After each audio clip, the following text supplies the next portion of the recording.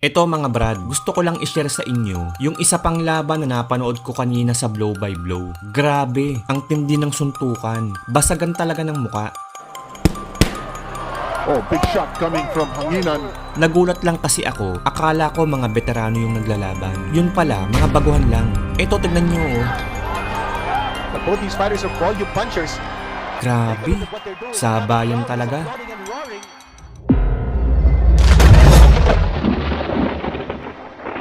Ang labang ito ay sa pagitan ng dalawang bagitong Pinoy boxer na si Kane Recto ng Tondo, Manila kontra sa pambato ng Dasmariñas, Cavite na si Rickson Hanginan. Bali ito po ang unang sabak nilang pareho bilang isang professional boxer. Grabe tong labang ito mga brad. Iba talaga kapag parehong Japanese ang naglalaban. Kaya naman siguraduhin yung tapusin nyo ang bidyong ito hanggang dulo. Sarap panoorin eh. Ito yung tipo ng laban na purong suntukan lang. Walang takbuhan. Kaya naman kung ako sa'yo brad, magpakulo ka na ng tubig na mainit at magtimpla ka na ng kape para solid ang panonood mo.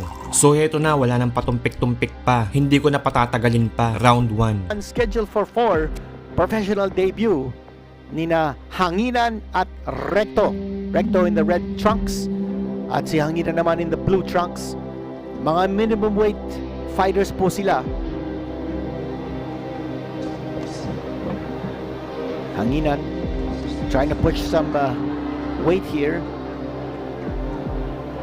and moving close to Recto, throwing that left hand. Recto with the left jab, missing with the left.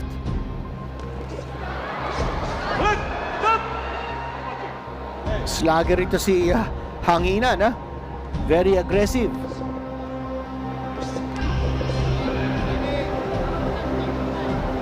Recto taking a quick step back after throwing a combination.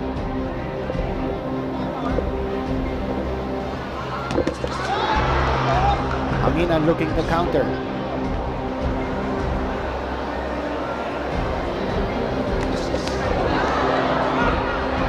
Tama doon si Hanginan, ganun din si Recto. At sabi ni referee Arguelles, bawal yung pushing down the head. Right hand scored by Hanginan. Right hand also scored by Recto. Pareho sila nagkakatamaan dito. Recto a little bit careless as he comes charging in. Bumubuha ka niyang depensa, natatamaan siya ng counter ni Hanginan.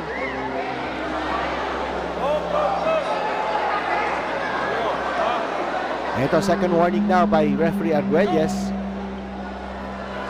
And very aggressive kasi ang style ni Hanginan.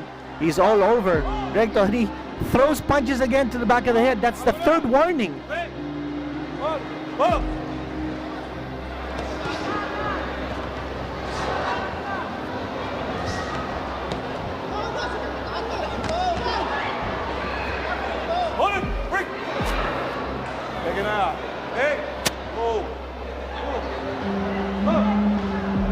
One thing you can say that both these fighters are very energetic.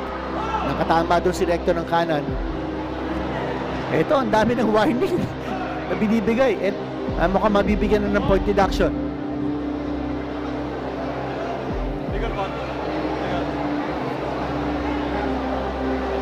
Hey! Good, hey! O, sinasabi ni referee Arguelles, doon muna siya sa neutral corner. So, tinawagan ni referee Arguelles ang ating mga ringside physicians, si Dr. Ginny May Tadeo. Kaya mo pa. Sigurado ka. Ito, tinatanong ni referee Arguelles kung kaya pa niya. There is a cut in the corner of the left eye of Recto from an accidental headbutt. Recto scoring with the left hand. Recto now throwing some nice combinations. Tinamaan siya ng kanan ni Hanginan. Now both these fighters are throwing everything they have. Nasa round number 1 lang po tayo rito. And that's a takedown coming from Hanginan.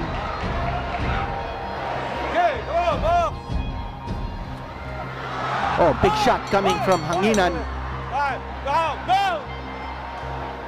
And will they score a knockdown because the ropes prevented the fall? But he was really on the way down. That's a good call by referee Arguelles. Round number 1, bumagsak po si Recto. And by referee Arguelles in the first round. Kasi bara-baran style ni Hanginan, he just wants to come close and throw some big shots.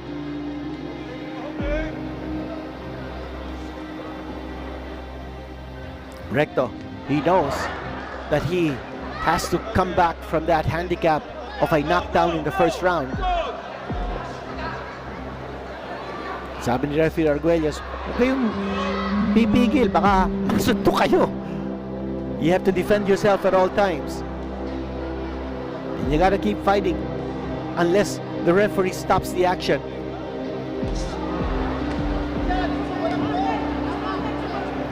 Recto, a game fighter. He's giving as much as he's taking. Yung na kulang sa power si Recto, while Hanginan, when he throws his punches, ang lalakas, malulutong.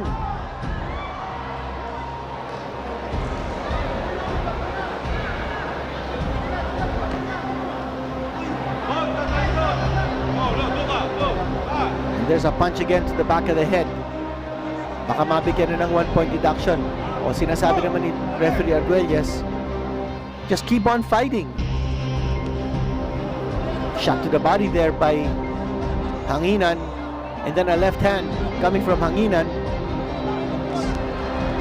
Recto's taking a lot of punishment in this fight, and we're only in round number 2, but he's a game fighter. Hindi siya umaatras. Oh, big left hand to the jaw of Recto, and the right hand coming from Hanginan. Oh, another shot coming from Hanginan. The crowd sensing that this fight might be coming to an end. Ang dami ng tama na natanggap ni Recto from Hanginan. Now Recto on top of Hanginan. Hanginan back against the ropes, but he quickly swings away, spinning away from Recto, and now scores with the right hand. Hanginan, but Recto also scoring with the right hand.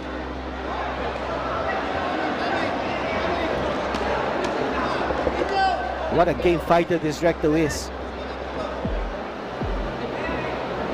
Hindi siya umaatras dito, and he's right in the face of Hanginan, trying to inflict some punishment, the same kind of punishment that he has taken from Hanginan.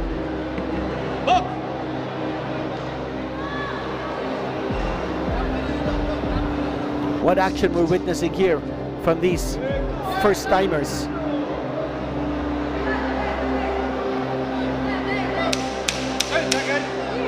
Ten-second clapper.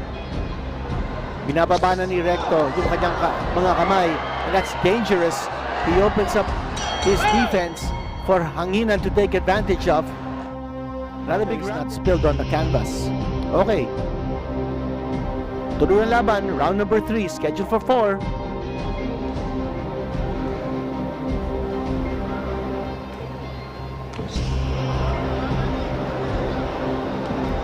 It's been a tough grind here para kay Recto, and he's taken down by Hanginan. Ito, bibigyan na naman ng warning. Dapat yan, mabigyan na ng point deduction. Yun, nabigyan na ng point deduction. Tama ang ginagawa ni referee Don Arguelles. So round number 3, may 1-point deduction. Si Hanginan, sa dami na naman ng mga infraction na ginawa niya, dapat lang. But a very decisive and authoritative move coming from referee Don Arguelles. Ulo mo, wag mo isusugod ang ulo mo. Go! Ayun, sabi niya, huwag niyo titigil. Sabi ni referee Arguelles, go! Oh, tumama doon yung kanan ni Hanginan right in the jaw of Recto. Recto might have gotten hurt that time. Ito, lumalaban pa rin, maski na paano. Si Recto, scoring with the left hand, si Recto. But just too many punches being thrown by Hanginan.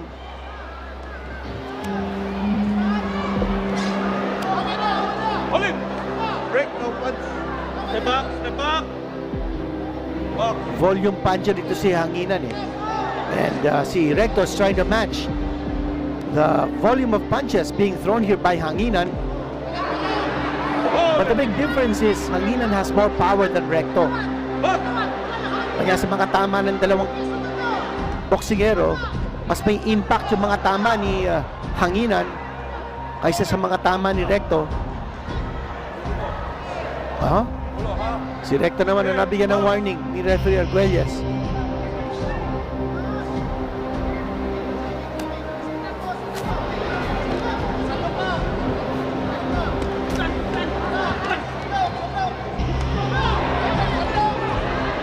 Very aggressive si Recto as he tries to get this round from Hanginan. Pero binababa niya yung kanyang dalawang kamay. And as we mentioned earlier, that's a very dangerous thing. Sumutong ulo ni Recto in between ropes. Rope strands. Break. Come on. Step back. Box. 10 seconds. Tatalikod.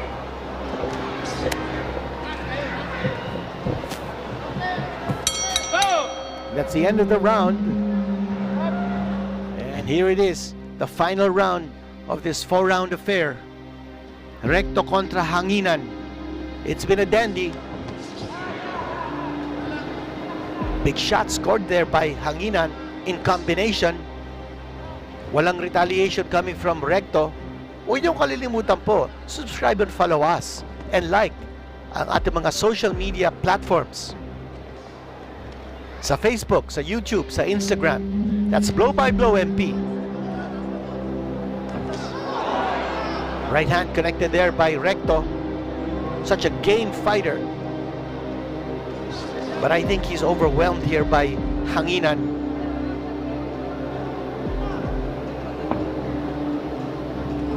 Hanginan very impressive with his power for a 105-pounder and also his very aggressive style. Parang nga hindi bagito si Hanginan.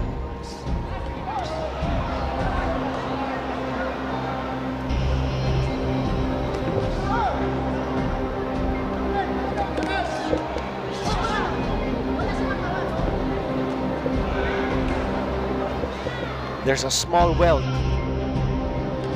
on the left side of the forehead of Hanginan. But the left cheekbone of Recto showing a nasty bruise. Hey. Tuka. Ito referee Arguelles again. Pagsasabihan si Hanginan. Okay, come on. Box. Very aggressive kasi si Hanginan kanya. Kung minsan hindi niya napipigil ang kanyang mga ginagawa sa loob ng ring.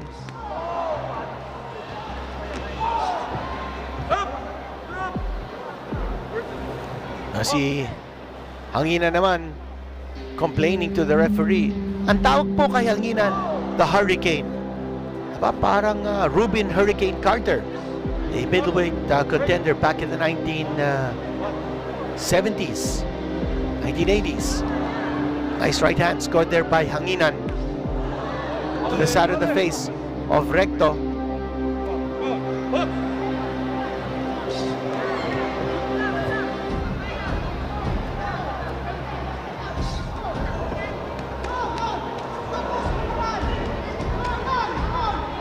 Recto continues to throw those punches, but he's not hurting Hanginan. And that's the big difference. The power of Hanginan is just too much for Recto, while Recto's power, kayang-kaya ni Hanginan. But both these fighters are volume punchers. Take a look at what they're doing. Now the crowd is applauding and roaring as the fight comes to an end. What a fight! Both these fighters very game. And Recto being carried by his trainer. He's all fagged out, but he never took a step back. He's got that cut, but you have to give him A for effort. A strong fight. And there's blood oozing out of that cut over this. Judge Tomeldan scored it 37-37 even.